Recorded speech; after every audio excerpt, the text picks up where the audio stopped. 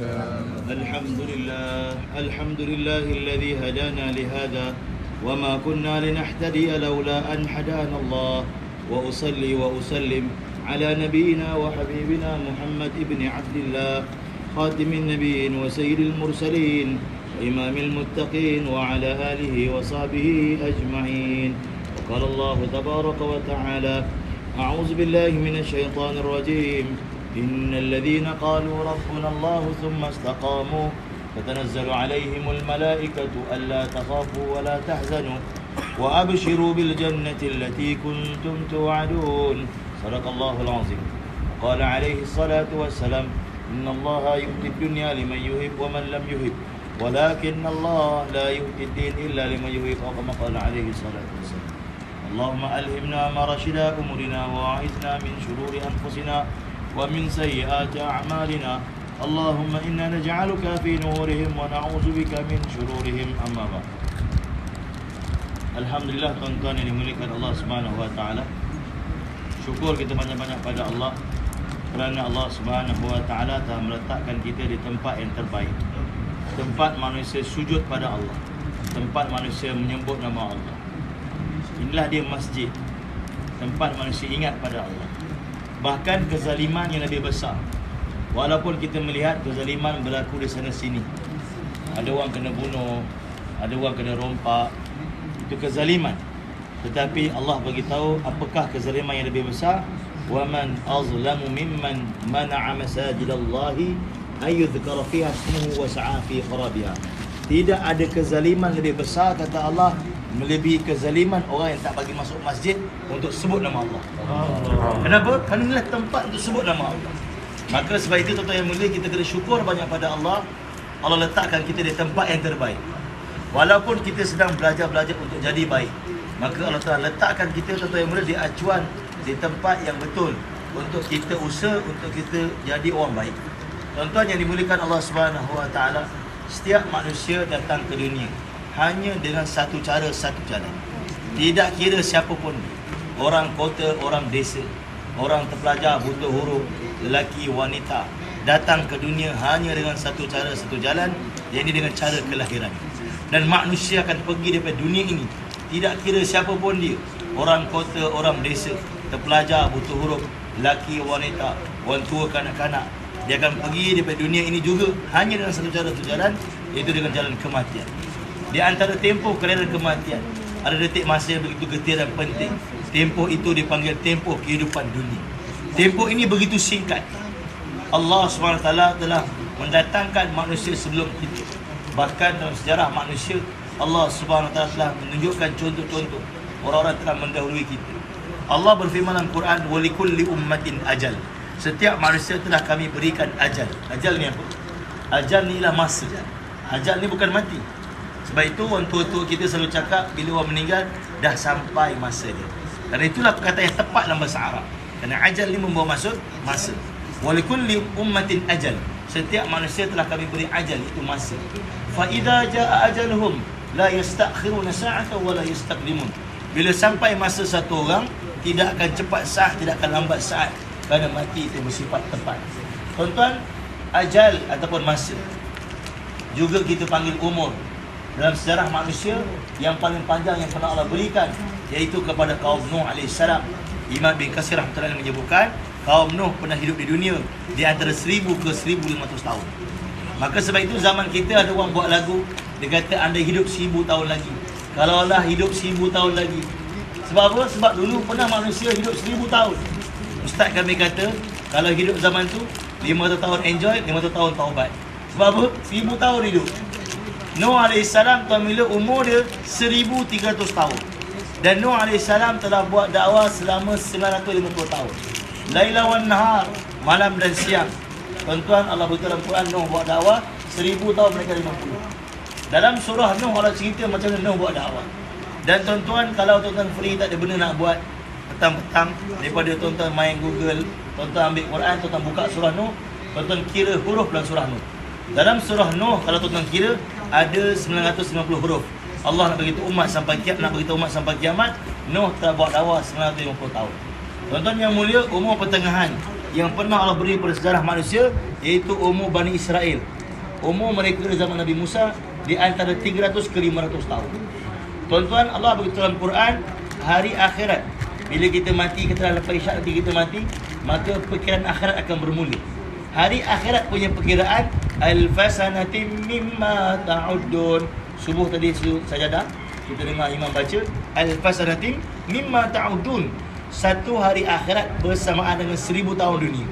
Tuan-tuan, kita umur 40, kita rasa lama dah kita hidup. 50 lama dah, 60 lagi lama. Tuan-tuan, kaum Nuh hidup 1000 tahun, tapi nilai akhirat rupanya baru hidup sehari. Kenapa? Sehari akhirat bersama 1000 tahun di dunia.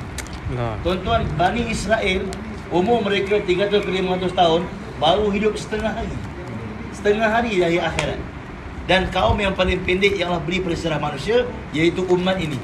Umur kita di antara 60 ke 70 tahun. Tuan-tuan yang dimuliakan Allah Subhanahu Wa Taala, pun begitu Allah beritahu, walikulli ummatin ajal. Setiap manusia telah ditetapkan masa dia. Ada orang yang Allah beri masa 20 tahun je, tuan-tuan. Ada orang Allah beri masa 50. Ada orang yang Allah beri masa 70. Ada orang Allah beri masa 80. Ada orang beri masa 100 tahun, insya-Allah. Sahabat Nabi SAW yang paling panjang umur dia, Salman Farisi radhiyallahu anhu. Umur dia hampir 200 tahun menurut pandangan Munazakrah radhiyallahu anhu. Dan tuan mulia, masya-Allah, nak bagi tahu pada kita bahawa umat ini telah Allah tetapkan umur mereka. Tuan-tuan yang dimuliakan Allah Subhanahu Wa Taala, maka sebab itu kita kena buat persiapan. Hari ini banyak orang bicarakan tentang masa depan. Saya ingat tuan mulia dalam 10 tahun lepas, almarhum K. Mukhlisun dia pernah bayar di Seri Petaling. 10 tahun lepas. Dia kata, "Bapa, seringkali aku mendengar kalian bicara tentang masa depan. Di sana diceritakan perlu belajar sungguh-sungguh. Untuk apa, Pak? Untuk masa depan. Kerja sungguh-sungguh, simpan wang untuk apa? Untuk masa depan. Apakah yang kalian faham tentang masa depan? Apakah yang kalian tafsirkan tentang masa depan? Kalau kalian bilang masa depan itu usia tua, ternyata aku telah di masa depan. Kalau kalian bilang masa depan itu usia tua, aku telah di masa depan. Enggak ada apa-apanya masa depan ini," dia kata. Tetapi kalaulah tafsir, seandainya tafsir tuan-tuan macam ni, dia kata, maka kalian telah salah. Kerana ada manusia yang mati umur 20, maka dia mati tak ada masa depan. Apa perasaan satu orang kata, "Kau ni tak ada masa depan lah." Dia akan kecewa. Sebab apa? Nampak macam dia tak berguna dah. Tuan-tuan, orang mati umur 20, dia tak ada masa depan. Mati umur 30, tak ada masa depan. Seandainya kita tafsirkan masa depan tu usia tu, maka kata almarhum K. Mukhlisun rahimahullah ta'ala, masa depan itu ialah akhirat. Kalau orang mati umur 20, dia ada masa depan. Mati umur 30, ada masa depan. Mati umur 40, ada masa depan. Semua kita, tuan-tuan mulia, ada masa depan. Dari sebab itulah tempoh dunia, tuan-tuan yang mulia, kita sedang membuat persiapan untuk masa depan kita yang sebenar. Tuan-tuan yang dimuliakan Allah Subhanahu Wa Taala, untuk itu tuan-tuan yang mulia, kita kena usaha. Bagaimana tuan-tuan yang mulia, persiapan yang kita buat tadi mengikut apa yang Allah kehendaki. Supaya apa, tuan mulia, kita balik jumpa Allah, Allah terima kita. Tuan-tuan yang dimuliakan Allah Subhanahu Wa Taala, ulama menceritakan tentang kematian ini, kata ulama, bahawa kematian ini merupakan rahsia Allah. Bahkan kematian ini rahsianya 3 perkara. Pertama, Allah rahsiakan bila mati. Tak ada siapa pun tahu bila mati. Tarikh lahir kita tahu, tuan-tuan yang mulia. Tarikh mati kita tak tahu bila. Tuan-tuan yang dimuliakan Allah Subhanahu Wa Taala, maka perkara pertama yang kita perlu tahu untuk kematian, Allah rahsiakan bila mati. Yang kedua, di mana mati. Tak ada siapa pun tahu di mana dia mati. Kita boleh azam, saya azam nak mati kat Madinah, saya azam nak mati kat Norway, hujung dunia, end of the world. Kita keluar di Norway tahun lepas, tuan-tuan, ada signboard end of the world, penghujung dunia. Kan, ambil gambar lah, buat kenangan sampai hujung dunia. Kita boleh azam nak mati jauh-jauh, nak mati kat luar negara, tapi kita tak tahu di mana kita mati. Dan yang ketiga, tuan mulia, di mana kita disemadikan, di tanah. Juga rahsia daripada rahsia Allah. Ma tadri nafsum bi ayyi ardin tamut. Tak ada satu jiwa pun tahu di mana dia dimatikan dan di mana dia ditanam. Tak ada siapa pun tahu. Jadi ini 3 rahsia Allah Subhanahu Wa Taala. Tuan-tuan, di Mekah, masa zaman kami belajar dulu, ada satu orang alim yang besar, dia adalah Khalifah Zikir Munazakrah rahmatullahi alaih, dia murid Munazakrah. Azza Hafiz Makki rahmatullahi alaih. Dia alim yang sangat besar di Mekah. Dia mengajar depan Kaabah. Saya rasa dia lah orang terakhir yang bukan Arab yang mengajar depan Kaabah. Lepas dia meninggal tak ada orang mengajar depan Kaabah di kalangan orang ajam. Tuan-tuan, Azhar Hafiz Makki rahmatullahi alaih, dia meninggal di mana tuan-tuan? Di South Africa. Dia orang Pakistan, keturunan Pakistan, tapi lahir di Mekah. Ayah dia orang alim di Mekah. Dia membesar di Mekah, jadi alim di Mekah. Dan dia salah seorang murid Maulana Zakariya di Madinah. Masa Maulana Zakariya tinggal di Madinah. Tuan-tuan, dalam beberapa tahun lepas, saya rasa dalam 6 tahun lepas, dia dijemput untuk bagi bayan di South Africa. Dia terbang pergi sana, naik flight, bagi bayan dekat sana. Habis bayan meninggal di South Africa. Tuan-tuan, Saudi tahu yang dia ulama, termasuk dalam senarai ulama Saudi. Saudi tuntut jenazah dia balik. Tuan-tuan, dia orang Mekah, tapi Saudi tuntut jenazah dia balik, tanam di paket bersama sahabat. Tuan-tuan, dia bukan orang Madinah, dia orang Mekah. Tuan-tuan, kalaulah dia hidup, kita cerita kat dia, dia pun tak faham lah Allah tu. Dia orang Pakistan, membesar kat Mekah, mati South Africa, tanam Madinah. Ini rahsia daripada rahsia Allah. Kita pun tak tahu, tuan mulia. Jadi tuan-tuan yang dimuliakan Allah Subhanahu Wa Taala, sebab itu kata ulama, bila mati tak penting, di mana mati pun tak penting, di mana dia tanam pun tak penting. Sekarang ni untuk kita yang penting adalah persiapan tu semua tu. Bahkan kata ulama, kalau satu orang tu dia mati dalam tandas pun, tapi dia mati dalam keadaan dia amal sunat-sunat dalam tandas, pun dia mati dalam keadaan sukanya Allah pada dia. Jadi sebab itu tuan-tuan yang mulia, dalam keadaan umur yang kita ada sekarang ni, kita nak fikir bagaimana tuan mulia dalam tempoh ini kita nak suka Allah SWT. Jadi tuan-tuan, kata ulama, kita tak tahu bila kita mati. Tetapi kajian menyebutkan bahawa setiap hari 100,000 manusia dimatikan di seluruh dunia. 100,000 manusia dimatikan di seluruh dunia. Dan setiap hari 110,000 bayi dilahirkan di seluruh dunia. Penduduk bumi setiap hari bertambah 10,000, 10,000, 10,000, 10,000 bertambah. Dan tuan-tuan, kajian mengatakan bahawa kita tak tahu bila kita mati, tapi kita boleh anggarkan. Dan anggaran ni bukan tepat, tetapi sekadar iktibar untuk kita jadikan panduan supaya kita semangat buat persiapan. Pertama, anggarkan dengan umur Nabi. Kalau sekarang umur kita 35, Nabi wafat umur 63, tolak, maka itulah baki yang kita kena buat persiapan. Yang kedua, tolakkan dengan umur ayah ibu kita yang telah meninggal dunia. Maka itu baki kita, untuk kita inspirasi buat persiapan. Dan itu bukan tepat, itu cuma kajian. Dan yang ketiga, tolakkan dengan umur purata rakyat negara kita meninggal. Kalau Malaysia, kajian mengatakan purata rakyat Malaysia paling suka mati umur 75. Paling ramai yang orang Malaysia ni mati umur 75. Tolak dengan umur kita. Jadi tuan-tuan yang mulia, ini kajian menyebutkan macam tu. Imam Ghazali pula menyebutkan lain. Kata Imam Ghazali, kalau ada kawan umur kita meninggal, bersiaplah, masa kau dah tak lama. Tuan-tuan yang dimuliakan Allah Subhanahu Wa Taala, ulama mengatakan bahawa kematian benda yang mengejutkan. Satu orang meninggal, kita akan terkejut. Meninggal dia, baru semalam nampak dia bayan pakai baju merah, hari ini dia nak meninggal. Allahu Akbar. Kan, terkejut, benda yang mengejutkan. Isteri terkejut, meninggal lah. Baru kemas beg, dengar dia nak pergi Singapura. Kan, dah meninggal dia. Anak-anak terkejut, baru dia salam ayah nak pergi keluar jalan Allah. Kawan-kawan terkejut, baru minum teh dengan dia, dah meninggal dia. Kawan pejabat terkejut, kawan masjid terkejut, semua terkejut. Tuan-tuan, ini orang terkejut. Yang mati tu paling terkejut. Dia lagi terkejut, dah meninggal dah aku. Baru plan malam ni, baru azam nak buat amal makmum masjid. Semalam orang bagi dia pukul 1, pukul 2 dia tidur, dia tak bangun. Malam ni dia baru azam nak bangun, dah meninggal dah, Masya Allah. Baru azam, besok nak jadi jemaah luar. Tadi tak sedia jadi mutakalim, besok dia baru azam lah kan. Tapi malam ni dah mati dah, dia lagi terkejut tuan-tuan. Sebab itu kata ulama, bila satu orang meninggal, isteri sedih dia meninggal, isteri cuma hilang dia je. Anak sedih bila dia meninggal, anak cuma hilang bapa. Kawan-kawan sedih bila dia meninggal, kerana kawan-kawan hilang dia semua. Tapi paling sedih dia tuan-tuan, dia hilang semua. Dia hilang bini, hilang anak, hilang kawan-kawan, hilang kenderaan, hilang semua sekali tuan-tuan yang mulia. Tuan-tuan yang dimuliakan Allah Subhanahu Wa Taala, kematian satu perkara yang pasti. Dia bukan mungkin. Sebab itu kata ulama, hidup insya-Allah, mati pasti. Hidup insya-Allah, mati pasti. Dan Imam Syafi'i sendiri menyebutkan bahawa hiduplah kamu seperti pengembara. Daripada syarah hadis disebutkan, seperti pengembara, bagi hidup 1000 tahun lagi. Tapi buat persiapan untuk mati macam besok nak mati. Hari ni kita salah faham. Kita fikir 1000 tahun lagi nak hidup, kita pulang sungguh-sungguh. Sedangkan 1000 tahun lagi ni maksudnya relax lah, relax. Jangan sungguh-sungguh sangat. Untuk dunia ni relax-relax je. Tapi untuk mati ni, besok nak mati ni, sungguh-sungguh kena buat persiapan. Boleh jadi maghrib tadi kalau tak air kita semayang. Tuan-tuan yang dimuliakan Allah SWT, maka sebab itu kita kena sungguh-sungguh buat persiapan. Masa hidup ni tuan-tuan yang mulia, kita masih lagi diberi peluang untuk buat pilihan. Dunia ni tuan-tuan yang mulia, kita masih buat pilihan. Kita boleh buat pilihan apa yang kita nak. Contohnya, sekarang ni kita boleh buat pilihan untuk mandi. Pertama, kita boleh pilih di mana kita nak mandi. Di mana kita nak mandi. Mungkin mandi kat belakang tu shower dia kuat sikit. Ataupun kalau kat rumah kita mungkin tingkat atas shower kuat sikit. Bilik nombor 2 shower kuat sikit. Kita boleh pilih. Hujung minggu boleh mandi kat wet world, keluarga, air terjun ke, laut ke kan. Kita boleh buat pilihan di mana nak mandi. Yang kedua, kita boleh pilih bila kita nak mandi. Boleh buat keputusan. Ada pilihan, ada peluang untuk kita pilih. Dan yang ketiga, boleh pilih cara macam mana kita nak mandi. Ada orang dia kata nak sabun ketiak je, sabunlah. Ada orang dia nak pakai sabun syukur busuk.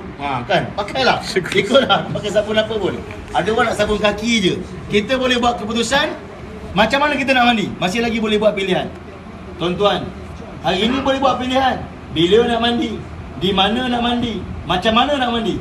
Akan datang pada saya dan tuan-tuan satu waktu yang mana saya dan tuan-tuan tak boleh pilih dah bila kita nak mandi. Orang akan tetapkan bila kita akan dimandikan. Imam kata jenazah ni kita akan mandikan pukul 9. Tuan-tuan tak ada angkat tangan bagi syur dah. Sekarang boleh bagi syur. Imam saya syur lah. Mandi 10.30 lah, 9 sejuk lah Imam. Imam dengan imam lagi. Tak boleh bagi syur dah tuan-tuan. Kenapa? Kerana kita dah mati. Kita hanya boleh dengar je orang bagi keputusan. Kita mandi 9.30 lah. Anak dia akan sampai daripada Kuala Lumpur. Sekejap lagi sampai kita mandikan lah. Tuan-tuan, orang akan tentukan bila kita mati. Ini pasti. Ini bukan main-main tuan-tuan. Cerita dunia, cerita main-main. Ini benda pasti. Yang kedua, di mana kita dimandikan. Kita tak boleh buat pilihan dah. Orang akan buat keputusan. Imam kata jenazah ni kita akan mandikan di masjid. Tak mandikan dekat rumah. Sebab orang rumah dia tadi dah bisik, Imam mandikan jenazah ni kat masjid. Sebab kalau mandi kat rumah, angker rumah nanti. Berantu nanti. Walaupun rumah tu nama tuan-tuan, tapi bini kata jangan mandi kat sini lah. Berantu nanti. Mandi kat masjid. Tuan-tuan tak ada buat keputusan dah. Tuan-tuan tak ada marah bini dah. Rumah aku tau. Tak boleh. Sebab apa? Masa tu orang tentukan di mana kita dimandikan. Dan yang ketiga tuan-tuan mulia, kita tak boleh buat keputusan cara macam mana kita nak dimandikan. Orang akan mandikan untuk kita.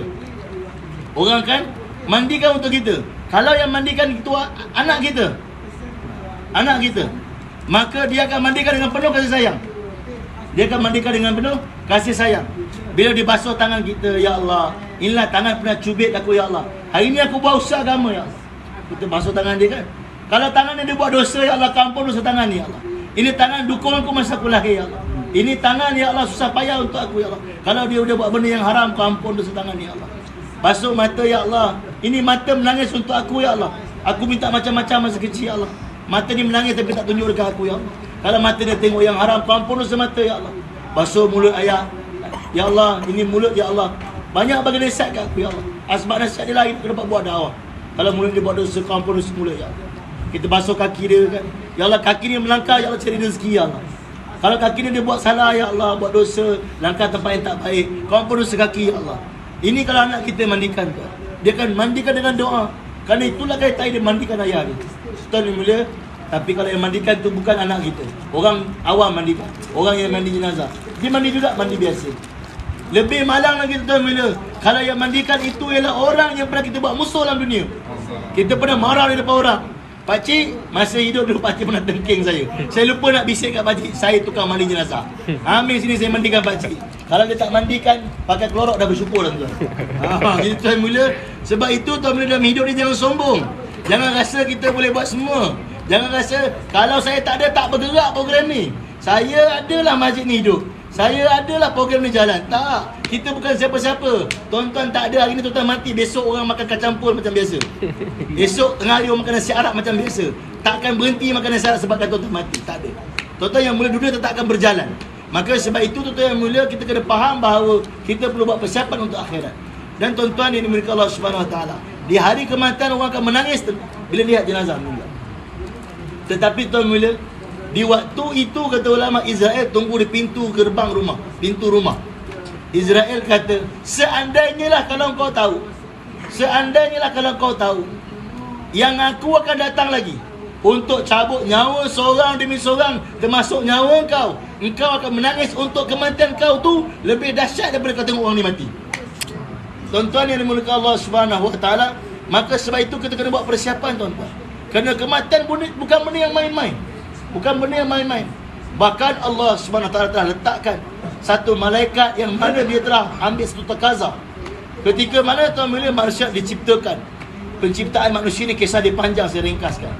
Ketika mana Adam nak diciptakan, tuan-tuan yang mulia, maka di waktu itu Allah arahkan malaikat untuk ambil tanah di bumi. Maka malaikat pertama pergi, malaikat pertama balik. Ya Allah, saya telah buat, tapi sampai saya di bumi, tanah telah laknat kami.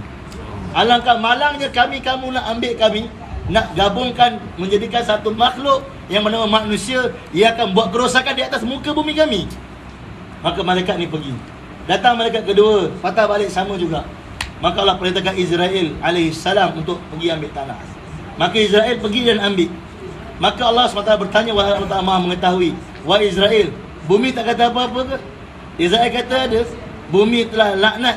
Bumi kata, kenapalah kau datang sini nak ambil kami, nak ciptakan satu makhluk bernama manusia, yang mana dia akan buat kerosakan atas muka bumi ni.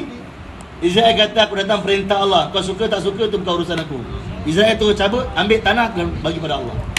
Ulama beritahu, Allah beritahu, wahai Israel, disebabkan keberanian kau, aku putuskan kau kerja cabut nyawa manusia. Allah.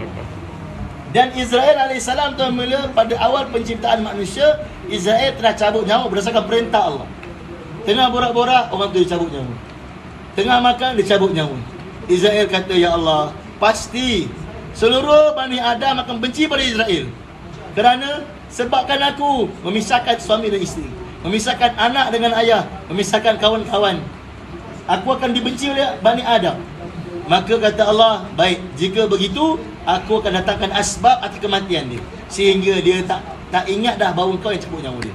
Maka sebab itu ini tuan bila kalau kita tanya orang, kenapa dia meninggal? Sakit jantung. Sebenarnya Israel yang cabut. Kenapa dia meninggal? Accident. Sebenarnya Israel yang cabut. Kita pun dah lupa dah. Tuan-tuan yang mulia, kata ulama, Israel alaihissalam akan datang di hari kematian kita, tuan mulia, melihatkan amal kita. Kalau amal kita amal yang baik, Israel akan datang dengan wajah yang penuh senyuman, akan cabut nyawa kita dengan senyuman. Bahkan tuan-tuan yang mulia, dalam kitab Ta'lim diceritakan, Imam Ibn Hajar Asqalani menyebutkan bahawa satu ketika ada satu lelaki yang mana tuan mulia, dia merupakan lelaki yang beriman pada Allah dan habiskan masanya hari-hari mengajak manusia pada Allah. Israel alaihissalam datang untuk cabut nyawa dia. Tuan-tuan, Israel dia tak macam Jibril. Jibril alaihissalam dia ada spek dia. Jibril dia mau turun bumi, dia muka handsome, rambut sikat berminyak, pakai jubah gosok, tak ada kesan kotor. Tu Jibril. Sebab itu tuan mulia, di zaman Nabi, Jibril kalau nak menjelma muka manusia, dia akan menjelma muka sahabat Nabi, Abu Dihya Khalifah Al-Qalbi. Sahabat Nabi yang paling handsome namanya Hazrat Abu Dihya Khalifah Al-Qalbi. Tuan-tuan kena ingat ni. Nanti boleh tak nama anak, Abu Dihya Khalifah Al-Qalbi. Ini sahabat Nabi yang paling handsome. Sahabat selalu tengok Nabi dengan dia. Sebenarnya Nabi bukan duduk dengan dia, Nabi tengah duduk dengan Jibril AS. Keluarga Nabi je tahu. Jibril dia ada spek, tapi Israel tak ada spek pun. Israel dia boleh muka siapa-siapa je. Muka je kafir pun boleh. Muka siapa-siapa pun boleh, tuan boleh. Dalam majma' ni kita pun tak tahu, boleh jadi ada Israel duduk dengan kita. Kenapa ada kisah Sulaiman bin Daud AS tengah bayan, tengah ceramah, ada satu orang umat dia muka resah. Muka dia tak tenang dengan bayan. Jadi Sulaiman tengok muka dia resah. Maka habis bayan, dia pun jumpa Sulaiman. Wahai Sulaiman, ada satu brother, dia usah aku, dia tengok aku daripada kau. Awal bayan sebab tengok je aku. Aku pun boyang juga, dia tengok je aku. Kan, kita kalau tengah-tengah bayan, dengar bayan, tiba-tiba ada orang tengok kita. Kita pun risau juga. Apa hari ni tengok aku ni? Kan, nak buat menantu ke apa? Kan? Kita pun risau juga walaupun kita dah 40-50 kan. Orang nak buat menantu mana tahu. Orang tengok. Jadi brother dia pun risau juga tuan. Jumpa Sulaiman. Wahai Sulaiman, aku risau lah. Brother tu usah aku semacam je kan. Kau terbangkan aku jauh-jauh daripada tempat ni supaya tak jumpa brother tu. Maka Sulaiman telah arahkan angin. Sulaiman raja pemerintah seluruh dunia. Arahkan angin, terbangkan wanita ke bumi India. Kemudian tuan mula tak lama lepas tu, maka datang Israel alaihissalam jumpa Sulaiman. Dia kata, wahai Israel, kenapa kau pergi tengok aku punya umat tu lama-lama? Dia nak dengar bayan aku, kau pergi tenung dia kenapa? Israel kata, Allah perintahkan aku untuk cabut yang dekat India. Sekarang ni dekat Palestin, berapa jauh Palestin dan India ni? Masa dah tak lama. Aku pelik, masa dah dekat. Apa hal mamaknya dekat sini lagi? Tak gerak-gerak kan? Macam misal dah potong kursi, dia mah duduk je tak gerak-gerak. Ni apa pasal ini ni? Kan tak gerak-gerak ni. Jadi tak bila Israel kata aku pelik. Bila aku pergi India, dia dah ada kat sana. Sulaiman kata, Allah yang berkuasa. Lepas habis bayang dia ngadu kat aku, dia cuak kau tengok dia, dia suruh hantar jauh-jauh, aku hantar dia pergi India. Rupanya kau tunggu dia kat sana. Allah dah bagi tahu kat mana cabut nyawa. Jadi tuan-tuan yang dimuliakan Allah Subhanahu Wa Taala, maka Israel ni tuan-tuan, dia wajah dia boleh muka siapa-siapa. Orang miskin, orang kaya, orang Malaysia, orang Singapura, dia boleh tukar-tukar. Dia tak ada spek macam Jibril. Jadi tuan-tuan, dalam kitab Munabihat tadi, saya boleh ikat nama kitab Munabihat. Ibnu Hajar Asqalani karang, satu orang saleh, beriman, dia tengah bicara kebesaran Allah Subhanahu Wa Taala. Israel datang berupa satu orang miskin. Duduk dengar dia cerita. Cerita dah habis dah. Dah habis tuan, dah. Kawan dia pun pergi. Israel kata, tuan, dah habis semua dah? Dah. Ada apa tuan? Tuan siapa? Saya Israel. Israel! Kenapa kau lambat sangat datang? Israel kena marah. Apa sebab kau lambat sangat datang? Kau tahu tak, hari-hari aku sujud pada Allah, zikir pada Allah, dakwah pada manusia terhebatnya Allah. Aku rindu dengan Allah, aku cinta dengan Allah. Aku nak jumpa Allah yang bagi aku makan setiap hari, yang bagi aku minum setiap hari, yang jaga aku, yang beri kehidupan pada aku. Cepat cabut nyawa aku. Aku tak sabar nak jumpa Allah. Orang macam ni pun ada tuan. Kenapa? Dia dah buat persiapan nak balik akhirat. Hari ni kita kalau Israel datang, kau timah, panjang sikit dia tak? Bagi lepas 3 hari dulu ke, kan? Aku banyak benda lagi ni. Ada projek tu tender tak lepas lagi. Kita nak pergi settle dulu, dapat income dalam 70,000 US dollar ke, baru kau angkatlah aku punya nyawa. Ini berlaku pada kita. Dan kisah kitab Munabihat tu cerita yang sama juga. Tuan-tuan, apa berlaku? Lepas itu kata ulama, di zaman itu juga ada seorang raja yang zalim. Tak perintah Allah SWT. Ini masyarakat bayan dalam bayan dia. Masyarakat sebut dalam bayan dia. Dia ada kuda yang banyak, dia ada baju yang banyak, dia ada kasut yang banyak. Bila dia nak bergerak tuan bila, dia cuma jerit je, kasut susu. Yang ni aku nak pakai. Baju datang semua. Dia pun pilih baju. Seluar datang pakai. Dah siap semua. Mahkota datang. Kuda disusun, dia pun pilih. Punya sombong macam tu. Dia pun jalan penuh kemegahan dekat kota dia, orang berdiri untuk dia, hormat dia. Tapi Israel tu berupa seorang pakcik tua, duduk dekat divider, duduk kat tepi jalan. Dia pun kata dekat Eddie Kong dia, orang kanan dia, apa hal brother tu pergi duduk? Orang semua bangun depan mamak tu duduk. Sebab itu tuan-tuan, kalau jadi bos, kalau jadi orang besar ke PM ke apa, kalau ada orang duduk jangan sound. Jangan sound, tentang Israel tu. Dalam kitab sebut. Israel duduk relax je. Eddie Kong dia pun pergi tanya, brother, itu raja tanya apa kau duduk, orang lain semua berdiri. Kau ada nak apa-apa ke? Kau cakap dengan kau punya raja, aku nak dia punya telinga. Ni masyarakat sebut tuan, aku nak dia punya telinga. Dia pun patah balik, tuanku, dia order you punya telinga lah. Dia nak telinga aku. Dia nak buat apa? Dia nak harta, aku bagi harta. Dia nak rumah, aku bagi rumah. Dia nak telinga, nak buat apa? Kau tanya dia. Baju dah goyang lah, nak telinga. Yang main-main tuan, dia order telinga. Belum Fadil pun tak pernah order telinga orang. Tuan-tuan, patah balik, dia tanya, pakcik, itu raja tanya, kau nak buat apa telinga tu? Aku nak bisik. Kau nak bisik. Tuanku, dia kata dia nak bisik. Baik, kau beritahu dia datang sini, aku boleh bisik. Pakcik, itu raja cakap, kau datang kat dia, bisik. Tak, dia datang kat aku. Aku tak nak bangun, dia datang sini. Dia order. Main tuan. Pakcik ni pun beritahu macam tu. Israel apa Eddie Kong pun beritahu. Tuanku, dia kata tak, you kena pergi sana. Baiklah, asalkan je jangan tengok aku dah, sudahlah kan. Aku goyang ada tengok lama-lama. Dia pun pergi. Pakcik, telinga saya nak buat apa? Sini tunduk sikit. Dia pun tunduk. Israel pun pekik kat telinga dia. Akulah Israel, kata Maulana Syafiq. Mendengarkan itu, kata Hazrat masyarakat ni, sebutlah kitab Munabihat, menggeletar tulang raja tadi. Kenapa? Melihatkan kuda dia yang masih banyak lagi, yang dia tak puas lagi tunggang, dengan rumah dia yang masih banyak malaikat-malaikat yang tak puas lagi dia duduk. Dengan dia punya baju-baju yang tak habis pakai lagi, dengan seluar yang banyak tak pernah pakai lagi, kasut-kasut dia. Dia membayangkan semua tu. Dia beritahu, Israel, aku tahu kedatangan kau pasti. Bagilah aku peluang sekejap. Kata Israel, masa telah diberi, peluang dan ruang telah diberikan. Tak ada peluang lagi untuk engkau. Kau akan dicabut nyawa dengan penuh kehinaan kerana keingkaran kau perintah Allah. Jadi ulama beritahu bahawa Israel cabut nyawa satu langkah perintah Allah dengan penuh muka bengis. Sebab itu orang yang mana kata ulama langgar perintah Allah, muka takut. Ada pun orang beriman pada Allah, dia cabut nyawa dia dalam keadaan bila Israel datang dengan wajah yang begitu kacak, handsome, sehingga orang yang beriman bila ketika itu tak gentar lagi.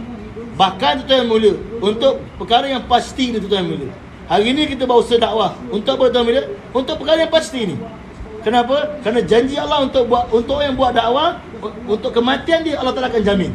Apa dia? Innal ladhina qalu rabbunallahu thumma istaqamu.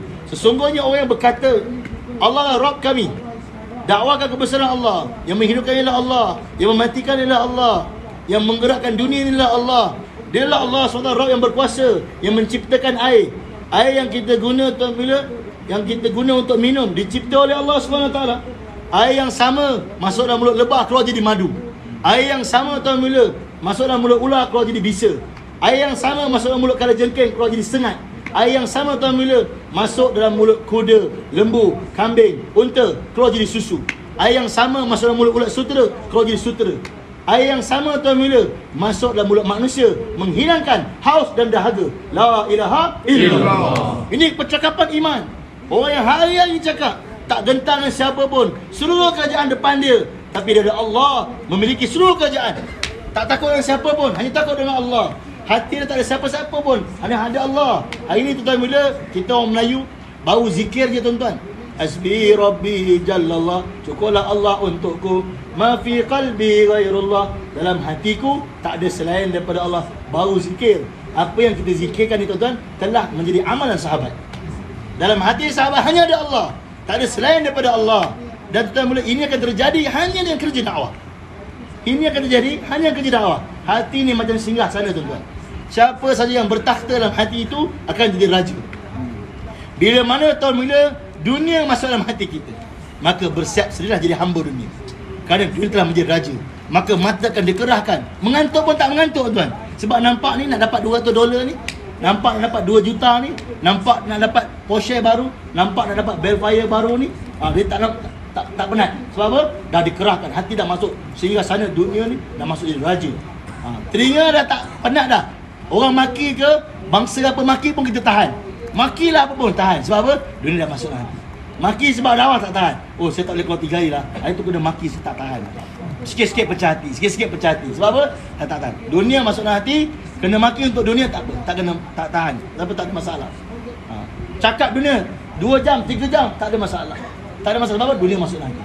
Tangan buat apa pun kerja, kertas kerja, buat apa pun untuk dapat tender, dapat ni apa, dapat projek, buat sanggup. Kaki jalan jauh mana pun tak apa untuk dunia. Tapi tuan, bila sahabat Nabi telah berusaha menjadikan hati dia yang singgah sana tadi, memasukkan kebesaran Allah, maka bersiap sedialah menjadi hamba Allah yang sebenar. Maka mata akan dikerahkan sehingga kan tuan, bila sepanjang-panjang malam tak tidur pun tak mengantuk kerana cinta pada Allah. Hari ini kita dengar kisah-kisah orang terdahulu. Imam Ahmad bin Hanbal adalah kisah riwayat yang sahih, tak boleh dinafikan bahawa Imam Ahmad bin Hanbal menggunakan wuduk isyak dan subuh wuduk yang sama selama 40 tahun. Maksudnya sepanjang malam tak tidur. Tuan-tuan, hari ni kita dengar kita kata apa? Ya ke? Takkanlah sepanjang malam tak tidur. Tak ngantuk ke? Terkejut kita dengar dan kita meragui. Tuan-tuan, kalau sahabat datang zaman kita, Imam Ahmad bin Hanbal datang zaman kita, dia pun terkejut. Ya ke? Sepanjang malam tak tidur main game? Ya ke? Sepanjang malam tak tidur workout? Ya ke? Sepanjang malam tak tidur borak-borak? Ya ke? Sepanjang malam tak tidur tengok YouTube? Ya ke? Sepanjang malam tak tidur main WhatsApp? Tak percaya Imam Ahmad bin Hanbal. Kenapa tuan bila? Kerana tak mungkin orang akan tahan tengok TV sampai sepanjang malam tak tidur. Begitulah tuan bila hari ni kita tak percaya bagaimana sepanjang malam mereka tahan. Kenapa? Hati mereka ada Allah. Begitu hari ni hati kita ada dunia, sepanjang malam tak tidur untuk dia tak ada masalah. Tuan-tuan yang dimuliakan Allah Subhanahu Wa Taala, mata dikerahkan untuk tahan perintah Allah. Telinga dikerahkan untuk tahan perintah Allah. Makilah apa pun telinga tahan. Untuk agama tahan. Tak terkesan pun. Dan mulut cakap kebesaran tak berhenti. Cerita kebaikan tak berhenti. cerita pasal kisah Nabi tak berhenti. Tangan buat kebaikan tak berhenti. Kaki tak berhenti buat kebaikan. Bahkan fikiran fikir. Setelah sempurna perintah Allah, fikir lagi apa yang tak disempurnakan lagi. Terus menerus fikir dan sempurnakan perintah Allah SWT. Jadi tuan bila ini berlaku tuan bila mana kita buat dakwah, Allah Ta'ala janji orang yang buat dakwah Allah akan jadikan dia hanya takut pada Allah dan takkan takut selain daripada Allah. Alladzina yuballighu risalatillah wa yakhshawnahu wa la yakhshawna ahadan illallah. Surah Ahzab Allah beritahu, bila satu orang buat dakwah, aku janji akan jadikan hatinya hanya takut padaku, takkan takut selain daripada aku. Bila tak buat dakwah tuan mula, dengan bini pun kita takut. Bila tak buat dakwah tuan mula, dengan berluka dengan hutan pun takut. Maghrib datang, isyak dengan subuh tak datang. Kenapa abang tak datang? Oh, hutan tebal Ustaz, bahaya, risau saya. Sebab apa tuan mula? Sebab tak buat dakwah. Dengan pokok pun takut, dengan bayang-bayang pun takut. Tengok cermin muka sendiri pun terkejut, takut. Sebab apa tuan mula? Tak buat dakwah. Bila buat dakwah tuan mula, Safinah radhiyallahu anha dalam riwayat yang sahih, dalam kitab itu sabar ceritakan, Safinah sahabat Nabi tuan mula, kapal dia pecah nak buat usaha di Afrika, terdampar di laut, di depan dia singa tuan bila, sikit pun tak gentar. Kenapa? Dalam hati ada Allah. Kita kucing pun kita takut, dengan lipas pun kita takut. Tuan bila sahabat buat dakwah dengan keyakinan begitu mantap, sehingga kan tuan bila singa depan dia pun tak takut. Dia beritahu pada singa, wahai singa, aku sahabat Muhammad, tengah keluar jalan Allah, nak bawa manusia pada Allah. Kau dengar cakap aku, kau bawa aku jumpa kawan-kawan aku. Singa jadi mutawif tuan. Ada siapa pernah pergi umrah mutawif di singa? Tak. Tapi sahabat tour guide dia tuan mula singa, bawa pergi jumpa kawan-kawan. Kenapa? Hati Allah, tak ada selain daripada Allah. Sampai di hutan jumpa sahabat-sahabat dia, mereka nak berehat. Amir Sa'd pun pekik, wahai makhluk yang di hutan, kami sahabat Muhammad tengah keluar jalan Allah, kami nak berehat, kamu keluar sekejap pergi cari tempat lain, bagi kami rehat. Mula-mula keluar binatang yang besar, zirafah, gajah, binatang besar-besar. Binatang kecil, rusa, singa, rimau, semua keluar. Akhirnya nyamuk keluar. Kosong hutan, sahabat boleh rehat. Ini keadaan berlaku pada sahabat. Dalam kitab ayat sahabat juga cerita, satu ketika tuan mula jalan jam di padang pasir. Ingatkan Singapura je jam, padang pasir pun jam. Jadi Abdullah bin Umar tengok jalan jam, apa sesal ni? Padang pasir jalan jam, dia tengok ayat sahabat. Maka Abdullah bin Umar tanya, ni kenapa ni sesak tak bergerak? Dia kata, wahai Abdullah bin Umar, sahabat Nabi, di sana ada singa menghalang perjalanan kami tak boleh nak lintas. Maka dia telah potong barisan, pergi ke depan, mendekati singa dan tarik telinga singa. Dan dia sepak muka singa tu dan dia kata, kamu jangan ganggu lagi orang nak jalan, menghalang jalan orang, kamu pergi. Tuan-tuan, mula asbab itu sampai kiamat singa tak datang Mekah. Tuan-tuan pergi Mekah pernah dengar jumpa singa? Kan ada. Sebab sahabat telah tampar raja segala binatang. Sampai hari ni Mekah tak ada zoo tuan. Sebab tu raja binatang dah pergi. Jadi tuan mula ini keyakinan daripada sahabat. Jadi orang yang buat dakwah janji Allah, innal ladzina qalu rabbuna Allah tsumma istaqamu. Hari-hari buat dakwah, hanya Allah berkuasa, makhluk tak berkuasa. Only Allah can do everything, makhluk can do anything. Hari di dakwah kepada Allah Subhanahu Wa Taala, maka janji Allah waktu dia nak mati, apa berlaku? Setiap daripada kita tuan-tuan bila nak mati, dua keadaan kita akan rasai. Pertama tuan, kita akan rasa takut. Kenapa takut? Sebab kita nak pergi tempat yang kita tak pernah pergi. Ada kita Abang Pozi ni, first time pergi Singapura, dia takut kan, seberang ni ada apa ni? Sekali datang macam janda baik lah kampung ni. Macam dekat Batang Kali je. Bayangkan Singapura ni macam ni, sekali tak macam yang dibayang kan. Singa pun tak ada walaupun nama Singapura kan? Jadi tak macam dibayang. Jadi tuan-tuan, kita nak pergi tempat kita tak pernah pergi, kita akan takut. Orang nak pergi Mekah first time, lagi pula dia kaki macam mastika, berpeluh ni tuan-tuan. Kita pula takut-takut dengan dia. Oi, aku rasa kau ni tak nampak Kaabah kot. Dia punya cuak dia tuan-tuan. Sebab dia nak pergi tempat dia tak pernah pergi.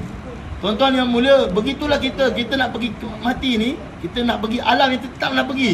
Setakat pergi Singapura, pergi Brunei, ini masih kat dunia. Sekarang ni brother, kita nak pergi tempat yang kita tak pernah pergi. Ustaz yang cerita pasal mati, dia hanya boleh cerita apa Nabi cerita, sebab dia pun tak pernah pergi. Dia hanya boleh cerita apa Nabi cerita je. Tuan-tuan, Ustaz cerita, tapi kalau kita mati tuan-tuan yang mulia, kita jumpa Israel, bukan macam Ustaz cerita, tapi face to face. Oh macam ni, betul lah Ustaz tu cerita. Baru kita nampak. Tuan-tuan yang mulia, bila kita nak mati, kita akan rasa takut. Yang kedua, kita akan rasa sedih. Kenapa? Kerana kita akan tinggalkan semua. Kan semua sekali. Yang kita rasa kita usahakan hingga ada tanah, kita usahakan hingga ada banglo, kita usahakan ada kedudukan, kita usahakan hingga ada harta, kita usahakan macam-macam. Jadi tuan bila kita ketinggalan, kita akan sedih. Tapi janji Allah untuk yang buat dakwah, apa dia tuan bila? Tatanazzalu alaihimul malaikatu alla takhafu wala tahzanu. Allah akan hantar malaikat. Malaikat ni akan beritahu pada orang yang nak mati ni, relax brother, relax. Jangan takut, jangan sedih. Relax brother. Apa lu nak takut sangat? Relax ah. Dia akan beritahu kat kita macam tu tuan bila. Tak percaya nanti mati tuan tahulah kalau buat dakwah. Malaikat akan cakap macam tu. Ni janji Allah dalam Quran. Relax brother, jangan takut sangat, relax. Aku teman kau, relax. Jangan sedih, jangan takut. Bahkan mereka kata apa? Wa abshiru. Happy lah brother, gembiralah brother. Bil jannatil lati kuntum tu'adun, dengan syurga yang akan berikan, yang Allah akan berikan untuk kamu kerana kehidupan kamu dunia buat persiapan untuk akhirat. Ketika itu kata ulama, Allah singkatkan kehidupan syurga sehingga dia nampak tempat yang ditinggal. Maka sebab itu orang yang mana meninggal akan saleh tersenyum-senyum tuan. Sebab apa? Nampak tempat dia nak balik. Dan janji Allah untuk membuat dakwah, nahnu awliya'ukum fil hayatid dunya wa fil akhirah. Untuk yang buat dakwah, kami janji akan jadi pembantu kamu, tolong kamu, backup kamu. Kita ni cek backup. Oh ni boleh backup. Oh ni kabel kuat ni. Oh ni brother besar sini. Ini abang besar. Dia boleh payung aku. Allah janji kalau buat dakwah, Allah payung kita. Allah cover kita. Dan Allah akan jadi kabel kita, bantu kita. Kita ni ada kabel YB, kabel menteri. Allah lah kabel paling besar. Sebab menteri semua Allah pegang hati dia. Allah janji nahnu awliya'ukum fil hayatid dunya wa fil akhirah. Aku akan backup kau, bukan kat dunia, kat akhirat pun aku backup kau. Ni janji Allah bila mana? Buat dakwah. Jadi tuan bila untuk itulah kita kena lapangkan masa jalan Allah SWT. Kita kena belajar buat usaha agama. Hari ni tuan bila medan dunia hari ni ada 7 bilion manusia.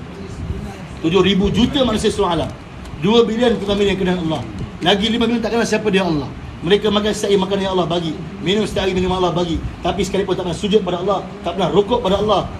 Apa keadaan mereka tuan bila kalau mereka meninggal dunia? Pasti dan pasti akan menyedihkan hati Nabi SAW. Untuk itu tuan bila kita kena risau perkara ni.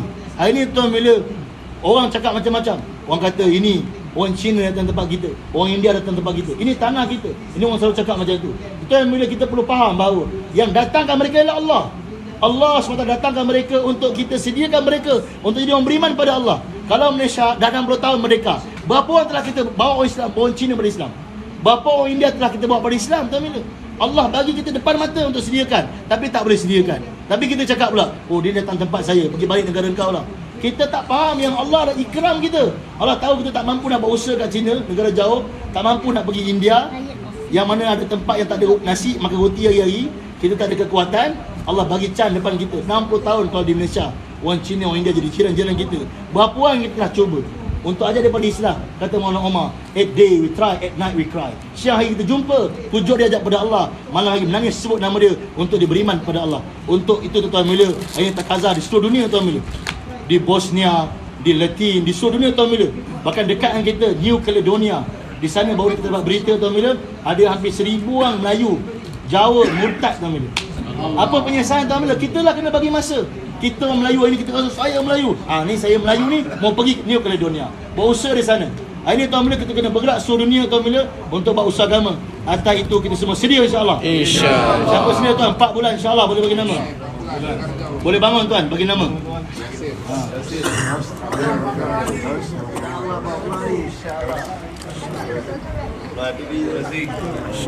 Boleh 2-3 orang ambil nama. 2-3 orang boleh ambil nama.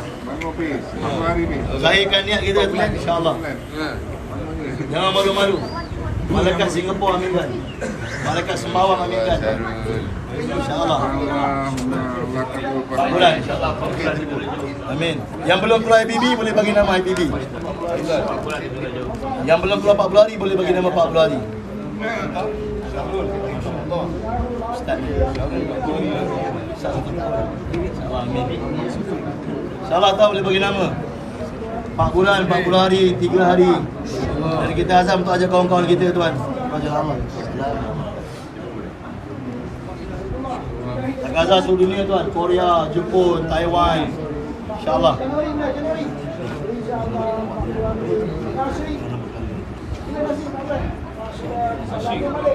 Mari.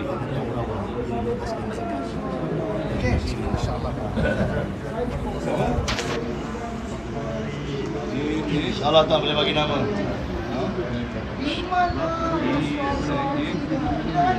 Ya tuan, tangguh baik-baik. Semoga Allah boleh semua.